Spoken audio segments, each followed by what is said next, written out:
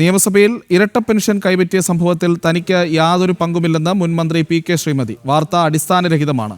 PR. Krishnan എന്നൊരാളെ തനിക്കറിയില്ല. വാർത്തയ്ക്കെതിരെ നിയമപരമായി നീങ്ങുമെന്നും P K. Shrimati തിരുവനന്തപുരത്ത് പറഞ്ഞു.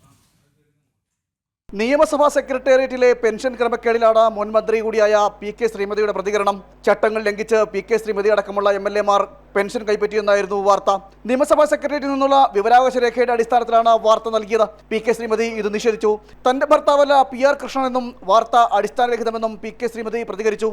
ഞാൻ കഴിഞ്ഞ 2 ദിവസം മുൻപ് തന്നെ ഇതിനെതിരെ കേസ് കൊടുക്കാൻ ആവശ്യമായിട്ടുള്ള ഇതിന്റെ വസ്തുതകളൊക്കെ ശേഖരിച്ചുകൊണ്ട് വീഡിയോ ഇതൊക്കെ ശേഖരിച്ചുകൊണ്ട് ഞാൻ കേസ് കൊടുക്കുന്നതിന് വേണ്ടി അഡ്വക്കേറ്റിനെ ഏൽപ്പിച്ചു. ലക്ഷങ്ങൾ കൈപ്പറ്റുന്ന മുൻ എം.എൽ.എമാർക്കും അവരുടെ ആശ്രിതർക്കുമുള്ള പെൻഷൻ വിതരണത്തിൽ നിയമസഭാ സെക്രട്ടേറിയറ്റിൽ വ്യാപക ക്രമക്കേടെന്നായിരുന്നു ആക്ഷേപം. 225 മുൻ എം.എൽ.എമാർക്ക് പെൻഷനും മരണപ്പെട്ട 230 പേരുടെ കുടുംബങ്ങൾക്ക് കുടുംബ പെൻഷനും നൽകി വരുന്നുണ്ടെന്നായിരുന്നു വിവരാവകാശ രേഖ.